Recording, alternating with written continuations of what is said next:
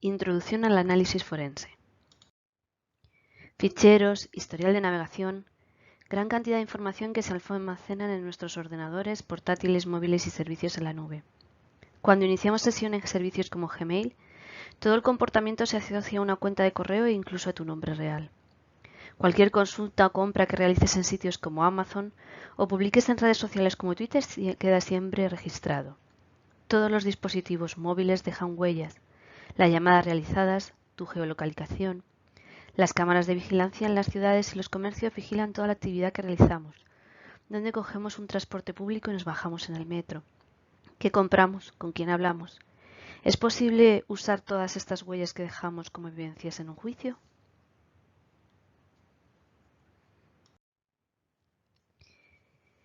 El principio de transferencia de Locard nos dice que cualquier acto, especialmente aquel que constituye un crimen, no puede ocurrir sin dejar un rastro.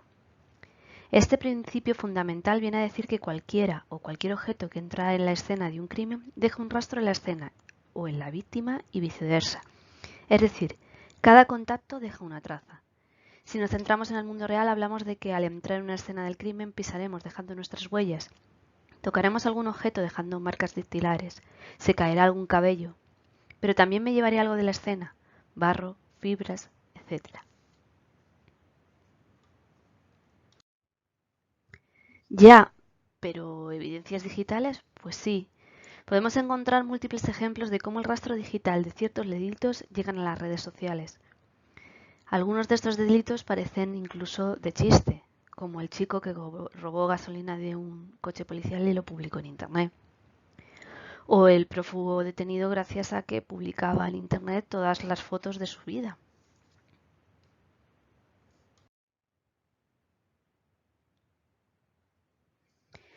Y también podemos hablar de casos más graves, donde el uso de la tecnología digital ha tenido un papel fundamental, como redes de porno infantil, como la explosión que ocurrió en Manhattan hace algunos años, o el famoso caso donde el móvil del culpable lo situó en la escena del crimen.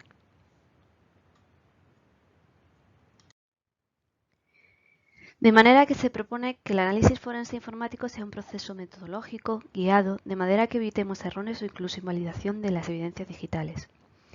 Igualmente se considera esencial conocer los derechos fundamentales de las personas y evitar incurrir en delitos sobrepasándolos, llegando de nuevo a la situación de invalidación. Del mismo modo, se aconseja tener conocimientos a los expertos que se van a dedicar al análisis forense sobre sistemas operativos en los que va a llevar o tiene lugar el análisis forense a realizar. Sí que es importante que diferenciemos entre la respuesta ante incidentes y un análisis forense. Como podemos ver en el gráfico inferior, la primera fase es cuando ocurre el incidente y se detecta. En este punto entra la respuesta ante incidentes, que generalmente conlleva una serie de pasos para llegar al estado de normalidad. Si a lo largo del incidente se cree que va a tener lugar o que ha tenido lugar un evento que podría tener una causa judicial o bien se desea profundizar en las causas que han llevado a ese incidente, tras la recuperación de la normalidad entraría lo que conoceríamos como análisis forense. Esta definición es bastante estricta y bastante clásica, ya que es probable que ciertos elementos de análisis forense tengan que realizarse durante la respuesta ante incidentes para llegar a la fase de normalidad.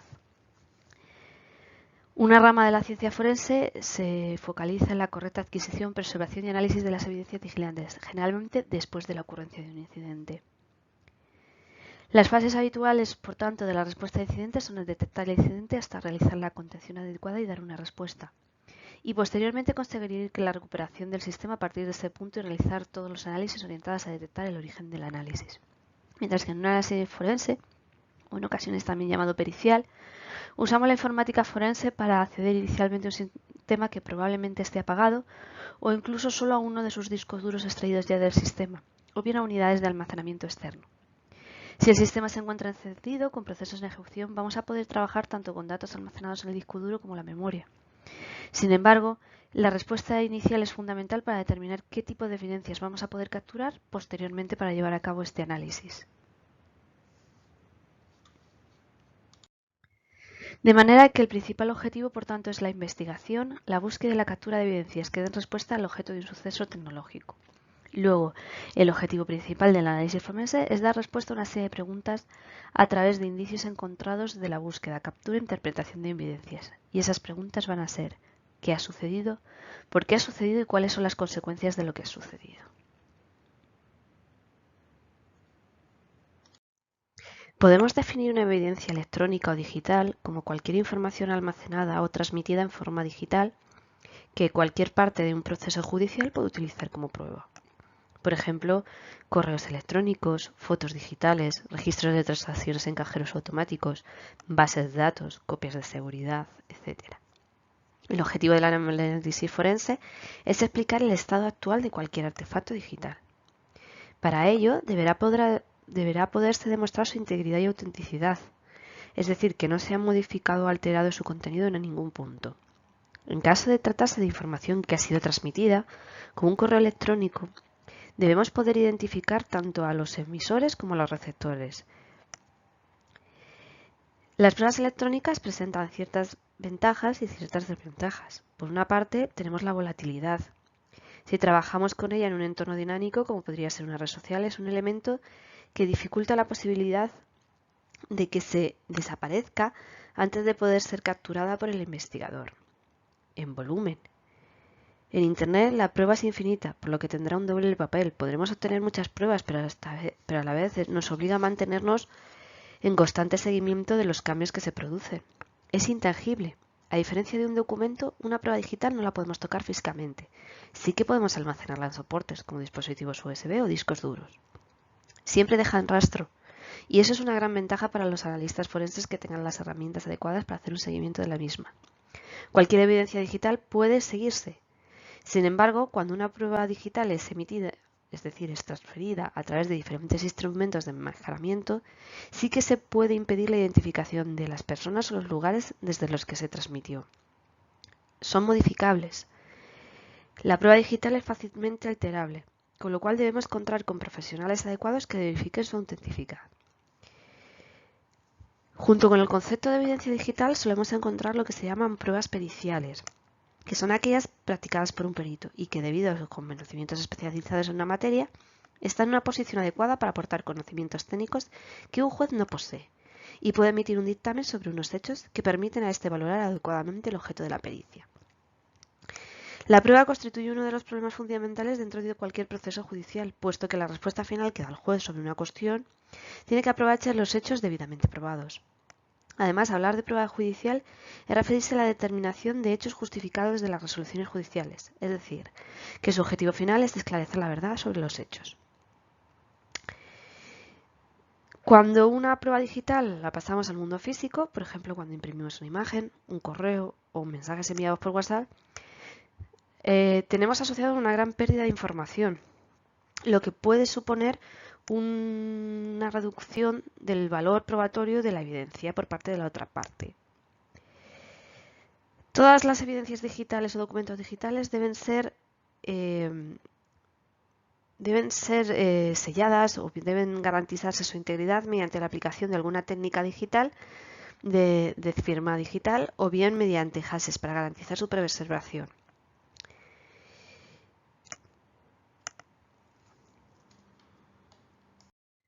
Dentro de los casos forenses vamos a poder encontrarnos un gran abanico de posibilidades. Desde los casos penales, en los cuales confiar en la evidencia detenida de un equipo informático para procesar a los sospechosos y usarla como evidencia, o bien en delitos cibernéticos.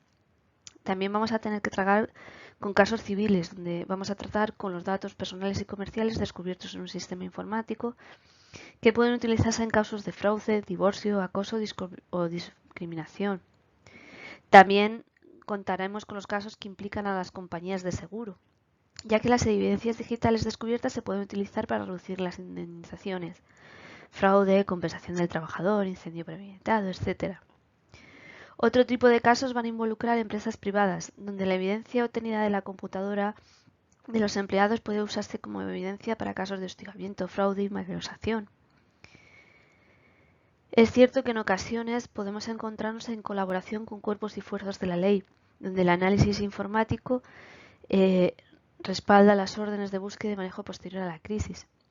Y desde luego los casos de forenses pueden tener su origen en cualquier persona desde un ámbito privado o público que quiera obtener servicios de especialistas para respaldar las reclamaciones de acoso, abuso o despido injustificada de empleo.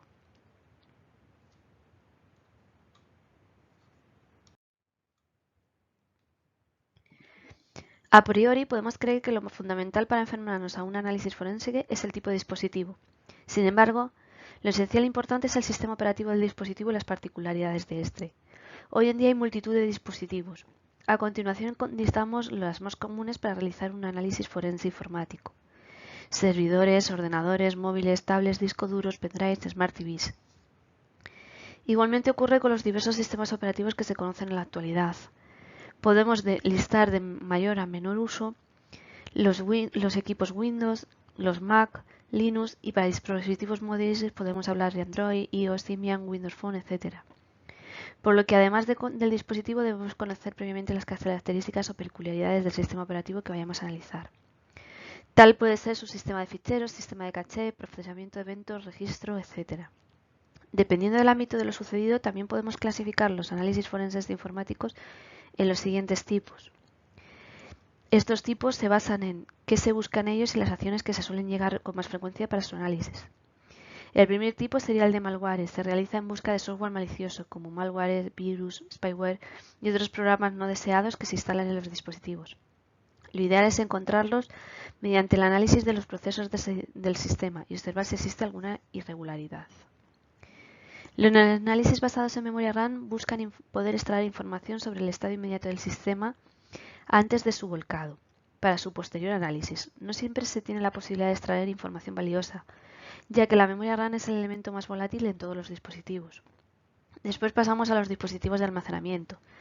Generalmente hablaremos del disco duro y buscaremos analizar ficheros almacenados en el dispositivo, su fecha de creación, borrados, cambio de excepción, cualquier actividad relacionada con ellos. Por último, tenemos las conexiones de red, que se busca analizar la conexión y comunicación entre los sistemas mediante el escaneo de puertos o la tabla de enrutamiento y direccionamiento del equipo. Para ello es importante conocer el flujo de entrada y salida de la información de los sistemas de Internet. Podríamos hablar incluso de un quinto, basado en dispositivos móviles. Este tipo sería un conjunto de las anteriores, ya que los dispositivos móviles, a fin de cuentas, estarían compuestos de sus sistemas anteriores.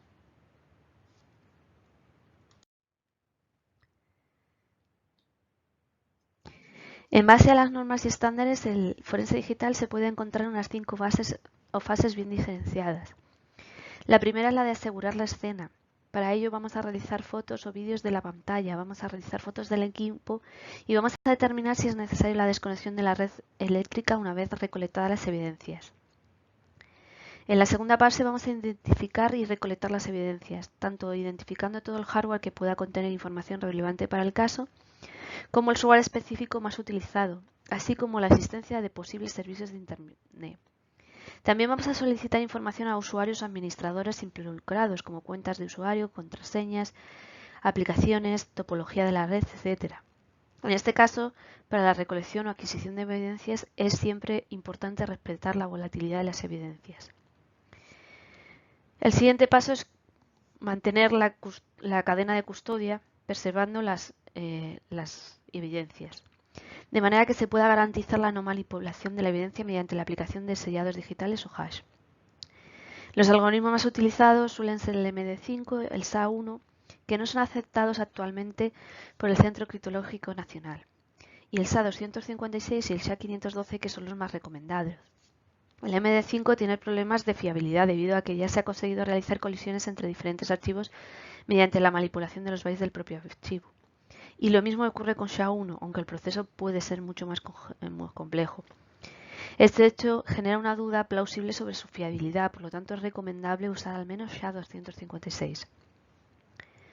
Otra medida a tener en cuenta a la hora de preservar las evidencias radica en la generación de varias copias de las evidencias, para que a la hora de realizar el análisis siempre se realice sobre alguna de las copias generadas, en segundo lugar, para así preservar con garantías que no se han manipulado en ningún momento las evidencias originales. Documentar todas las evidencias. Es necesario documentar de forma exhaustiva todas las evidencias recolectadas para su posterior identificación en el laboratorio. En dicha identificación deben aparecer campos como el número de serie, modelo, marca, lugar y fecha y hora de recolección. Además, la documentación debe empezar casi desde el principio. Y en este apartado surge uno de los elementos más importantes del análisis forense, los documentos de cadena de custodia. Dichos documentos deben acompañar siempre a cada una de las evidencias. Recordaros que la cadena de custodia consiste en un informe detallado que documenta a las personas que han realizado acciones sobre las propias evidencias, como pueden ser la manipulación y el acceso a las pruebas objeto de investigación. El objetivo principal de este documento es asegurar que cada momento con quién y dónde se encuentran las documentaciones y además los campos necesarios para la identificación y etiquetado, que deben figurar los sellos digitales de cada una de las evidencias a las que acompañen. Después pasamos a analizar las evidencias obtenidas. Para ello, recordaros que siempre debemos realizar varias copias y no trabajar sobre el original. Debemos preparar el entorno del trabajo adaptado al caso. Es importante establecer una línea temporal de los hechos, determinar el procedimiento del incidente, si es posible identificar a autores y evaluar el impacto causado. Y por último, llevar a cabo los informes, tanto el ejecutivo como el técnico.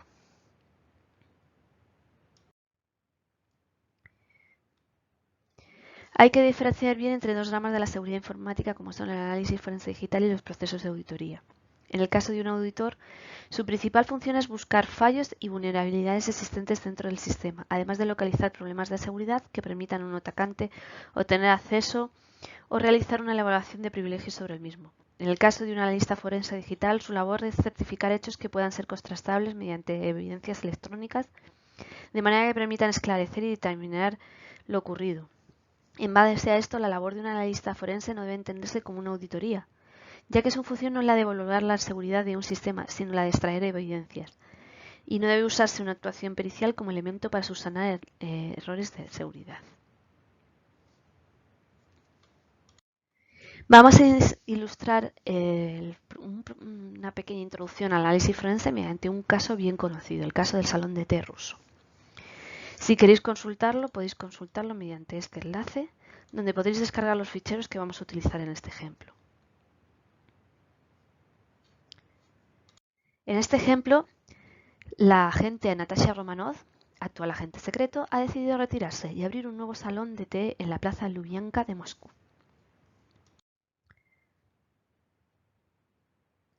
Sin embargo, un empleado del salón, Boris Ulinanov, ha desaparecido a la vez que ha robado su afamado menú, ganador de varios premios. La última vez que Boris fue visto estaba cerca de un ordenador del salón con una unidad de USB en su mano. Natasha sospecha que Boris ha copiado su menú en la unidad USB y que quiere abrir su propio salón de té, con una versión de su afamado menú. Natasha llama a Andrei Samedov, un reputado investigador forense de la Policía Metropolitana de Moscú. Este caso acaba de ser asignado al joven investigador Fyodor Charlov, avisando a Natasha que se comporte bien, que le enseñe los trucos del oficio y que no contamine las evidencias. Consiguen atrapar en la estación de trenes a Boris, que estaba a punto de ir a un tren a San Petersburgo.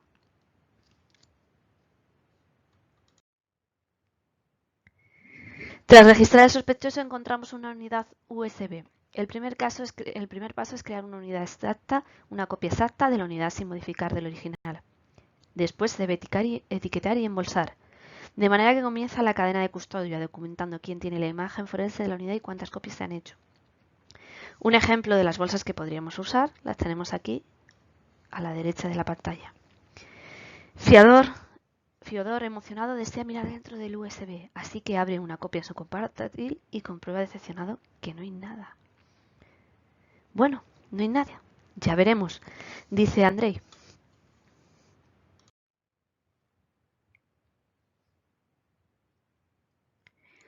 Tras una evaluación más profunda, nuestro investigador se pregunta ¿cuál es el tamaño del sistema de ficheros y del dispositivo?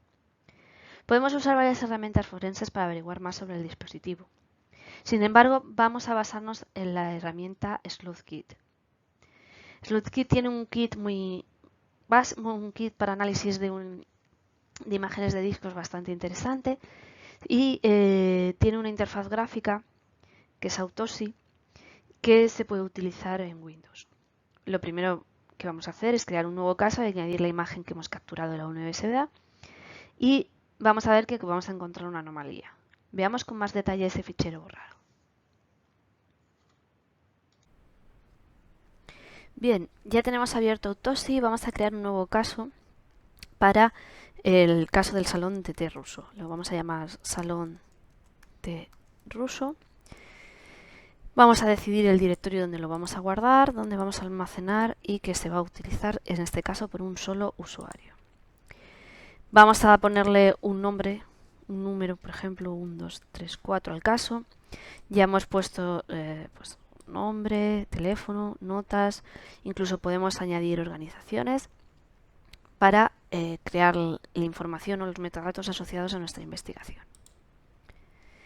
Una vez que hemos creado la base de datos, lo que vamos a necesitar añadir es nuestro pendrive. En este caso, el pendrive tenía una capacidad superior, sin embargo, al abrirlo, aparecía como que solo tenía 1 GB de capacidad. Es decir, teníamos un pendrive de 4 GB que cuando lo conectábamos antes de generar la imagen completa del pendrive, nos daba la sensación de que era más pequeño.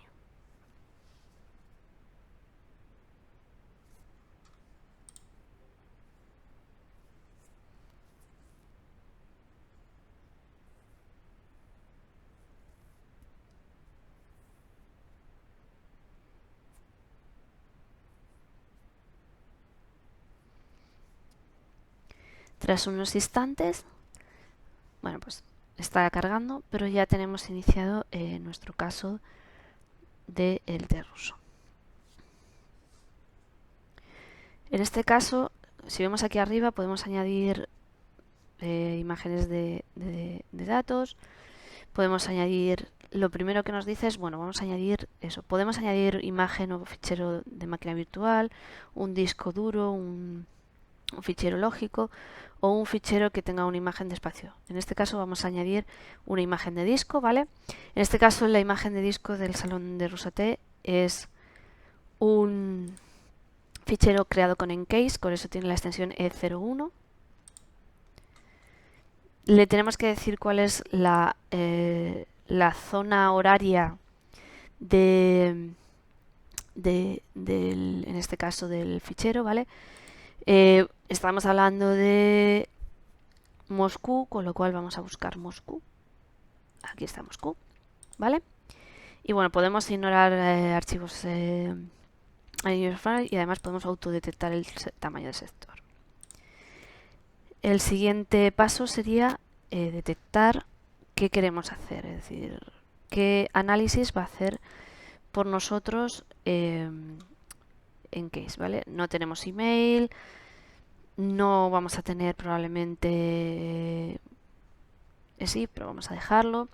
Vamos a buscar ficheros, vamos a identificar el tipo, vamos a buscar la actividad reciente, mirar hash, si hay encriptación, verificar, no vamos a buscar emails, no vamos a buscar imágenes, ni es una máquina virtual, ni por supuesto un fichero Android.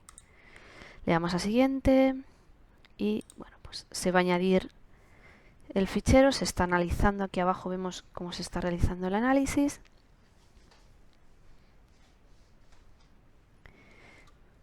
Bien, nos dice, bueno, pues habla del dispositivo, los tamaños de sector, el hash de esta imagen, la zona horaria y el identificador de dispositivo.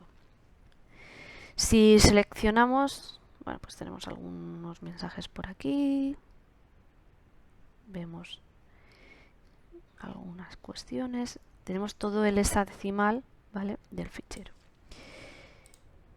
Si lo abrimos, ya encontramos lo primero, y lo primero es que tenemos un volumen 1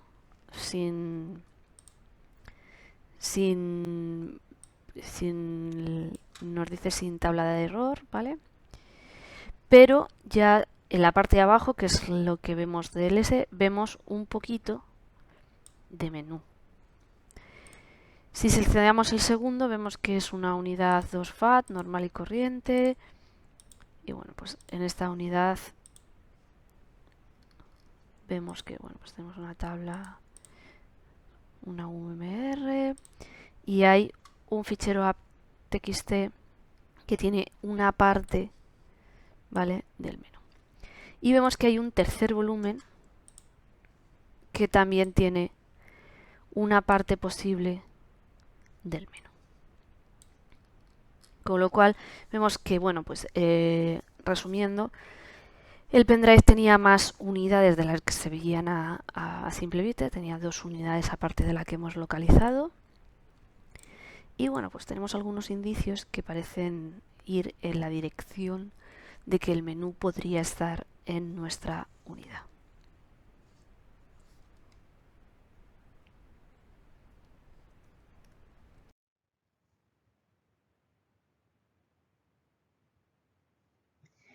Andrei le pregunta a Natasha por la composición del menú. Nos da la siguiente lista. Vamos a buscar el resto. ¿Podremos recomponer el menú? Bueno, pues tenemos nuestro disco duro que hemos visto que tenía 3 particiones y tenemos la lista de los campos que tenemos que buscar. Si vamos a Keyword Search y llamamos al fichero, vamos a ver si podemos ir localizando y vemos que bueno, pues tenemos un documento que es los appetizers que tiene una parte del el menú. Podemos buscar también las sopas, a ver si podemos localizar el resto del menú. Por supuesto buscamos en el mismo... A ver, vamos a volver a seleccionarlo y vamos a ver si podemos buscar sopas. No podemos encontrar las sopas. Vamos a buscarlo por sub.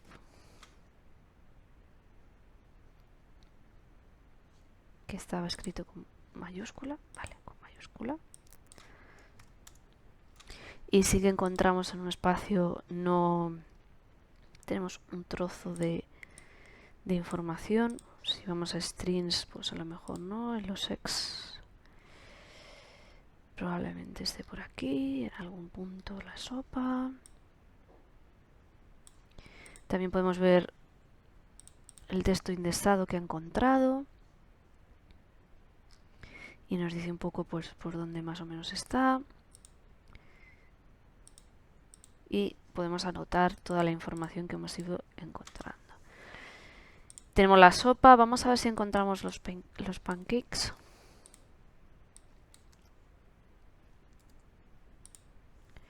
Y bueno, pues aparecen en app. Tenemos varios, no lo tenemos al principio, pero sí que tenemos pues un poquito de bueno, aquí está la cadena. A veces pues para localizarlo, en vez de buscar búsqueda exacta, podemos buscar su string y nos aparecen aquí y aquí. Y bueno, pues podemos ir buscando cada uno de los campos, por ejemplo los meat pies, para ver si podemos ir poco a poco reconstruyendo el menú. A ver si con este trocito sobre este no aparece. Vamos a ver si encontramos meat y aparece, pues aparece en varios sitios. Tenemos meat pies and Dalkins por aquí, meat and fish. Tenemos que no está correctamente, con lo cual ¿qué problema tenemos aquí? Pues tenemos un problema de codificación que nos está diciendo que bueno, pues este texto no está en la codificación. Podríamos, bueno, y también nos da información de dónde aparece. Podemos verlo en strings, cambiando, a ver, Cyrillic. Aparece por aquí probablemente lo que buscábamos antes, probablemente es cirílico o con latín extended, ¿vale? Si lo pasamos a cirílico vemos la parte de ruso, si lo pasamos a latín, vemos la parte de inglés. Con lo cual, poco a poco vamos buscando todas las cadenas del menú para ir localizando y poder recomponer ese menú.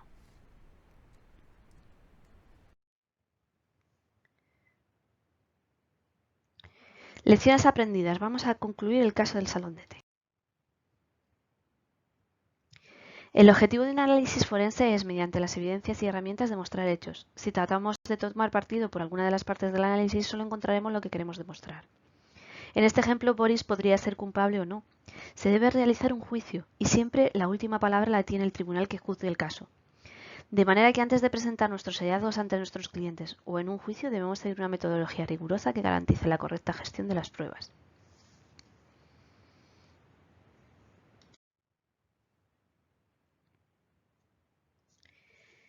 Búsqueda en profundidad. Existen más datos en un artefacto digital que aquellos que podremos averiguar a primera vista.